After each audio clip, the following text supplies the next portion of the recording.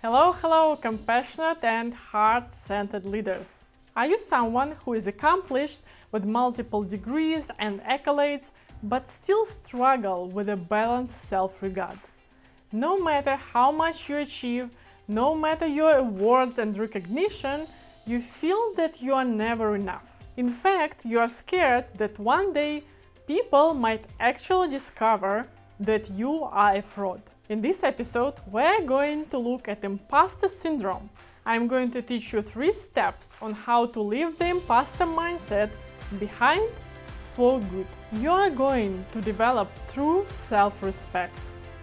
You are on a hamster wheel of trying to prove yourself and others that you are worthy of love and respect. It's time to get off. You are worthy of love. You are worthy of respect. You are a true, heart-centered leader. Before we start, make sure to subscribe to this channel, hit the bell button to get notified for new episodes each week. I'm Maria Neizvestnaya, founder of Executive Craft, and welcome to my channel, a place for heart-centered leaders. As leadership and executive coach, I am passionate about emotional intelligence, mindfulness, and transformational leadership training. My clients gain confidence, increase influence, and become fully empowered. Are you ready to elevate your leadership? First, you are not alone. Imposter syndrome is a common part of the human condition. Some of us have it to a higher degree than others. Unfortunately, it can reappear at times when we need it least, like in the times of transition. This term has been around since 1978, described by Dr. Pauline Clance and Dr. Susan Imes. A lot of successful people admit to having it. So, what's changed? Let's find out. Step 1. Stop fighting it. In a nutshell, imposter syndrome consists of certain thinking and emotional patterns. The question is, does it consume you or are you working with it? Working with imposter syndrome means you are able to acknowledge it with kindness and curiosity while not giving it your full attention. This type of acknowledgement leads to inner peace and a meaningful life. On the flip side, the more you fight imposter syndrome, the stronger it becomes. Sounds strange? Think about it. The more you fight it and want it to go away, the more you create a war inside yourself. The more you focus your attention on something, the more it grows. Fighting it means that there is something wrong with having that part there in the first place. Something's not right. You need to get rid of it in order to be normal. The more you try to get rid of it, the stronger it becomes. Then, you start to feel guilty for having imposter syndrome, which exacerbates the whole situation. You just continue to not feel good enough. You see, that part is there for a reason. At some point in your life, you've internalized this mindset and it served some purpose. Unlike sci-fi movies, we can't erase our unwanted thoughts or memories. At this stage of evolution, human beings aren't capable of deleting those neural connections in our brain.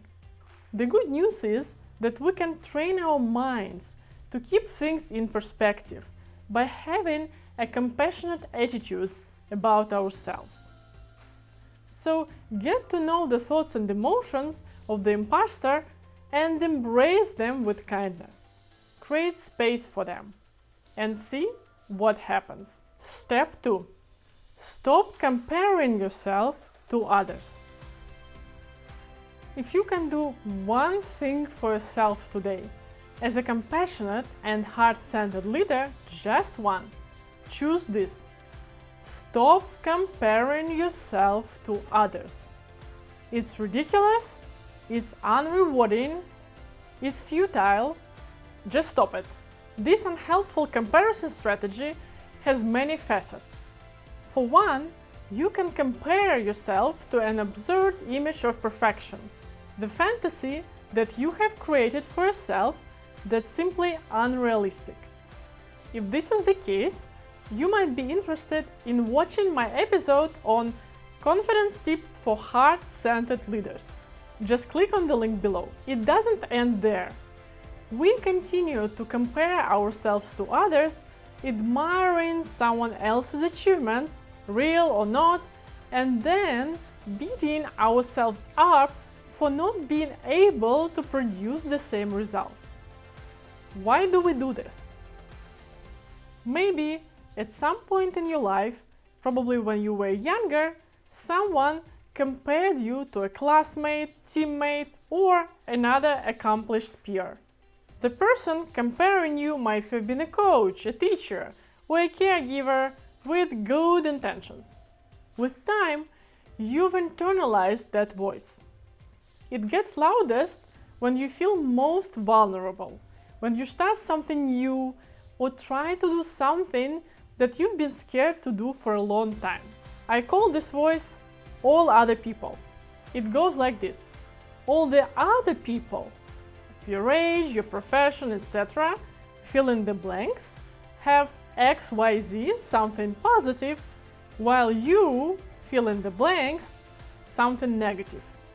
The same voice prevents you from increasing your influence and visibility in your organization, community, or life in general. You feel intimidated by all those other people. How will I compare to those other people? Keep in mind that most of those other people in reality do not possess all the idealized virtues that you attribute to them. As all real people, they have their strengths and development areas. Their success was not achieved overnight. All the claims about growing a business from 0 to 7 figures in 3 months effortlessly are just claims. There's no evidence to support this. It takes time to grow your career, your business, and your relationships. If you continue to apply consistent effort and choose the strategies that work, you'll get there. If you let the other people ghost take hold, you'll stay where you are. Besides, most of the time, others aren't preoccupied with how you compare to others. Just like you, they're concerned about how they themselves compare to others. Another thing that you can do to address the unhelpful comparison mindset is to find a real-world role model, a mentor, who is 2 to 3 years ahead of you. This can be a source of tremendous support, grounding you in reality when you start to compare yourself to others again. Instead of getting caught up, you'll reconnect with your goals and priorities. You can always reach out to your mentor for helpful strategies. I'm curious, who are your role models and what helpful strategies have you learned from them on your journey? Post in the comments below. Step 3. Create healthy relationships with your expertise. Another imposter syndrome trap is the expert bias. The term expert goes back to the times when information wasn't as accessible as it is today. Of course, being trained in a particular field and possessing certain knowledge remains important. However, it is equally important to have emotional agility, mental flexibility, and generalist skills. These traits let you keep up with the fast-paced information flow and ever-changing environment. It's okay not to know something. You'll never be able to know everything. However, if the fear of not knowing triggers overwhelming shame that prevents you from taking committed actions, showing up, participating, or simply reaching out to other people for advice, there is a problem. If you have a growth mindset and are able to bounce back from setbacks quickly, you can learn. Instead of striving for some unachievable level of expertise, identify both what you already are an expert in, and what your areas of growth are. Next, create a clear action plan on how to work on these areas of growth. Don't get distracted by all the other information out there. Be mindful of how you manage your info flow and cut out the unnecessary noise. Otherwise, you'll quickly get overwhelmed and won't accomplish much. There'll always be areas for growth, but this shouldn't prevent you from showing up, sharing your vision, and giving life to your ideas. So today, we explored 3 strategies to address imposter mindset for heart-centered and compassionate leaders. If you are interested in learning more about creating a well-balanced self-regard and working relationships with imposter thinking and emotional patterns, sign up for my free 1-hour training, How to Succeed as an Overgiver Without Becoming Resentful or Losing the Passion for Your Work. Click on the link in the description or go to my website www.executivecraft.com. If you are in a leadership position and know that you need to develop your confidence, I invite you to connect and book a free 1-on-1 discovery call with me. We'll dive into specifics. What are you working on? What's going well? And what's not going so well? And what are your goals and aspirations? Most importantly, we will create a clear action plan on how to get you from where you are to where you want to be. To apply for the call, click on the link in the description or go to www.executivecraft.co/apply and choose the time in my schedule that works for you. Keep doing the important work that you are doing with compassion and gratitude for yourself. Make your well-being your highest priority.